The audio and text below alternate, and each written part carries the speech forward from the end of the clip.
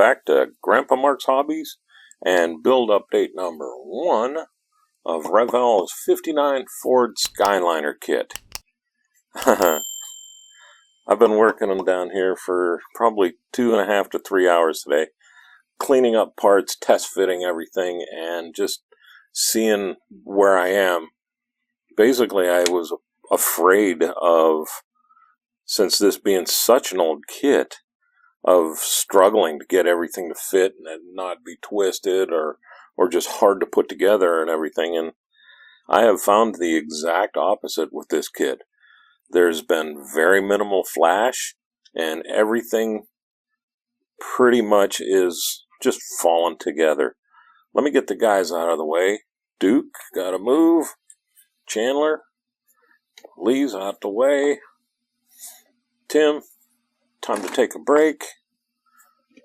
Whoop, gee whiz. TJ, you gotta move. Zach, you gotta get out the way. Wayne, you need to get out of the car, man. And I want to introduce you to our new shop worker, Lori. She just started the other day, and she's already proven herself just as good as the rest of them here. Well, let's talk about what we got here. I am taped together because I was trying to figure out how I'm going to do this and paint it.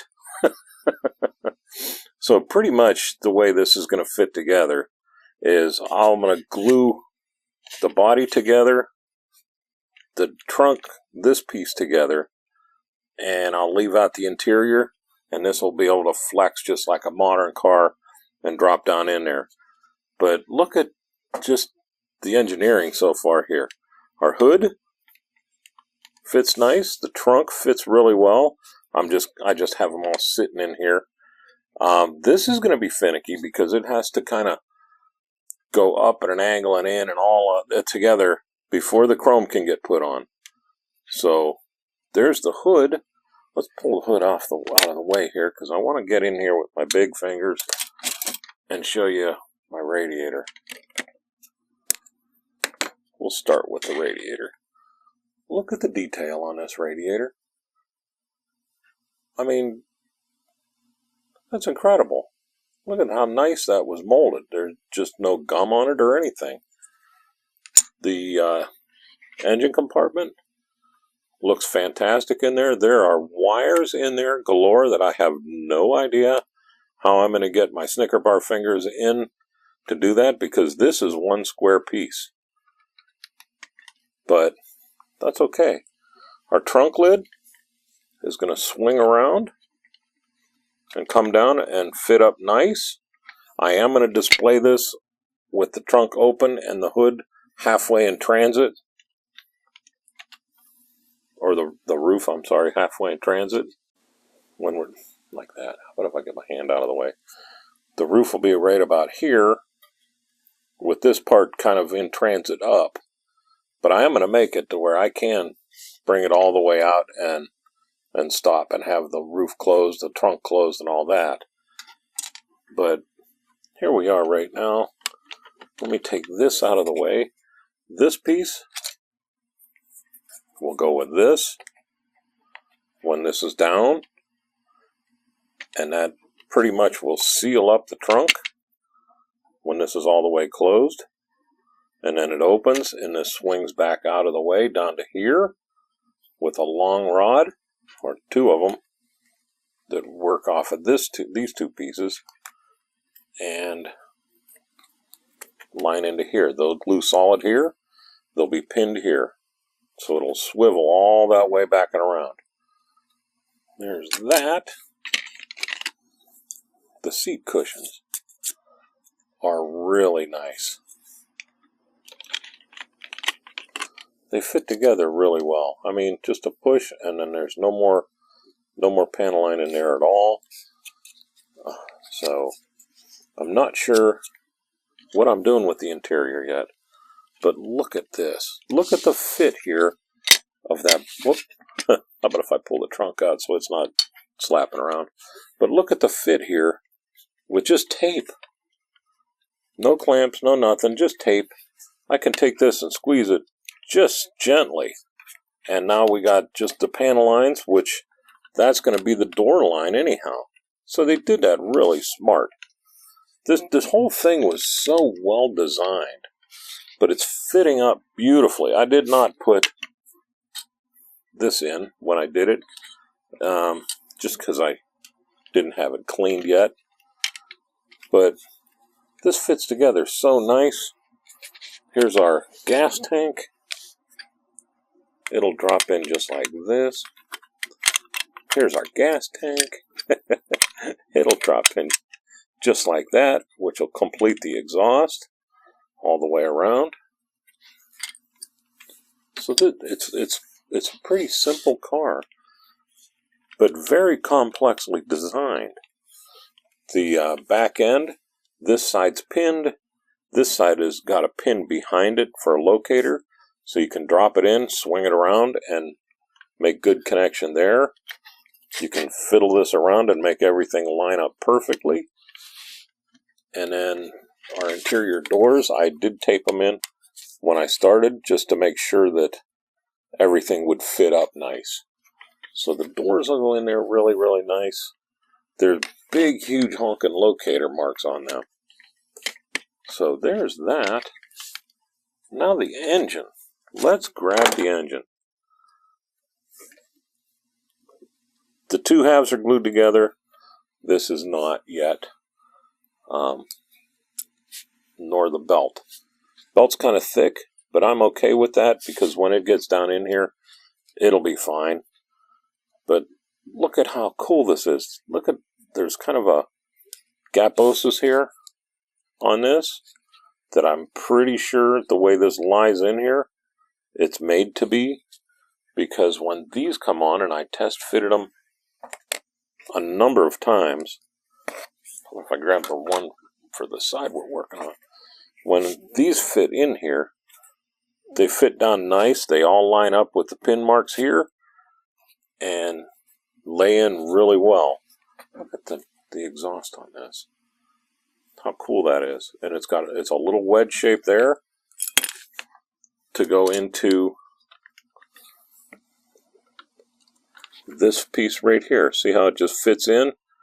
And the way they did it, they made the frame hide the exhaust in, so that there's no worry of getting that perfectly lined up. If it's a smidge off one way or the other, you can fudge it and it'll be fine. Just a whole lot of hand painting inside here, and they even have really cool clamps holding them down in the front and the back with the mufflers. But there is going to be a lot of hand painting, which I love doing anyhow. But I think it's going to go easy. There's the engine. This will be a quick update because, like I said, not a lot of glued. I did start putting things on foamy tape. And people asked, what foamy tape? I use the 3M. I get it pretty cheap. A decent size roll. This much will last me a whole kit. Easy. Because I cut it into little pieces, and then I cut those pieces in pieces. But the dashboard on here is crazy detailed. You can tell on the clock that it's 2:15. Or I'm sorry, 1:45. But how cool is that? The last thing I was doing was I was putting Mr. and Mrs. Skyliner together. I do have a little gap right here in the back that will show, so I'll have to do a little filler in there. But I mean, how much filler for this whole thing? I haven't cleaned his hands. I was more worried about getting the seam glued together on him. And I'm not going to glue the arm on until the body is pretty much done. And then I can put him in there with his hand actually touching the wheel. Because it's just a flat on flat for that. It's just like a 1/32 military type where you got some room up and down, and you can actually fudge one way or the other too to make it line up just right. But he is cool. He's detailed. I still have to do a lot of cleaning on him just to get him cleaned up before. Don't you wish we'd dressed like that when we'd go out driving? With a tie? Haven't dressed like this in a long time. These guys, this would be an everyday dress. She's coming out really good. Mrs. Skyliner. Very, very little gap to take care of. This part right here in her dress will disappear when she's in the seat. You'll never see it.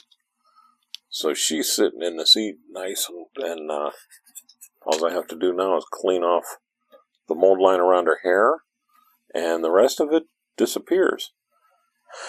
I'm going to try to go pretty much stock color with this. The guy, his shirt is pleated all the way across. And we'll see how I'm feeling, but I might do some stripes on here just to make his golf shirt look pretty cool. Definitely going to do a tartan hat. So we're going to do a blue and white and light blue tartan on his hat. I think that'll be cool. And I'll probably do a blue and white striped shirt. And then khaki pants. The interior is another thing. I'm not sure where I'm going to go with this. I was thinking for the body, I was going to do the yellow and white just like the box. The more I think about it, we're going to have to see, because I really like blue, and blue and white would look really good, and so would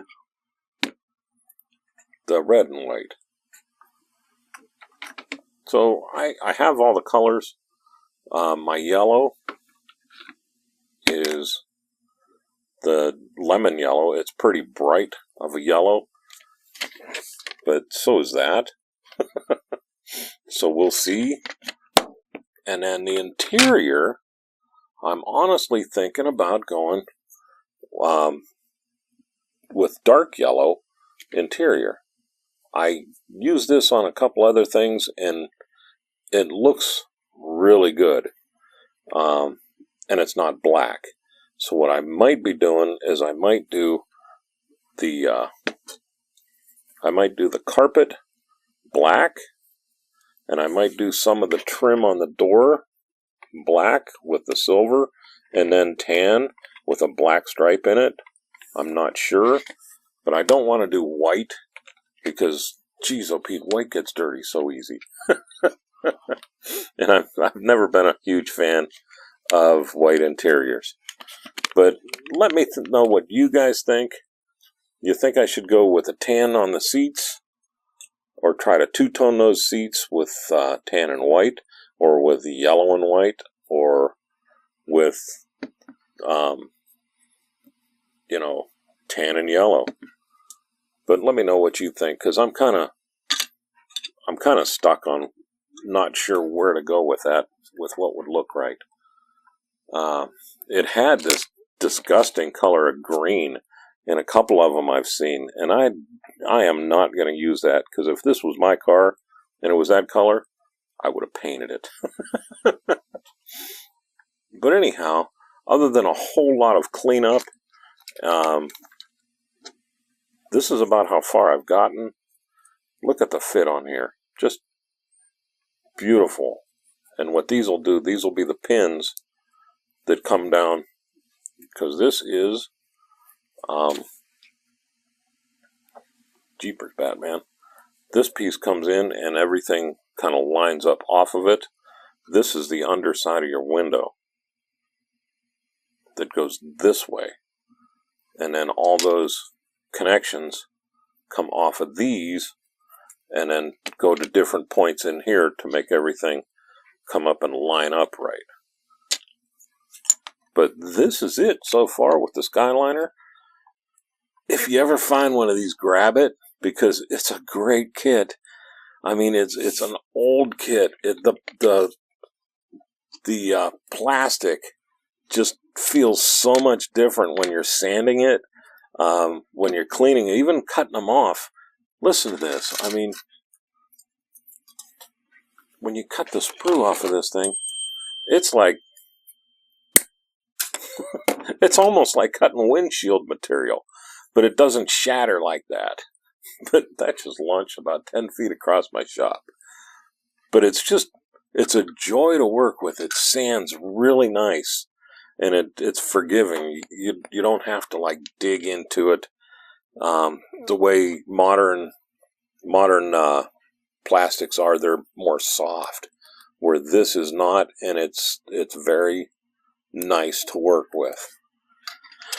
Give me a thumbs up and a like. Let me know what you think. If you're not subscribed yet, please give me a subscription, because we're trying to get up to the 3,000 mark. And once we hit the 3,000 mark, I'm going to do a 2-kit giveaway. And we'll do a random drawing at the end, and I have all the information for that. But we're getting close. I think we're at 2,400 right now. So it shouldn't take that long. I'd like to be able to send these kits out, before the end of July. Other than that, let me know what you think, and I will let you go. I'm Mark. This is Grandpa Mark's Hobbies, and you all have a great week. Thank you again for watching.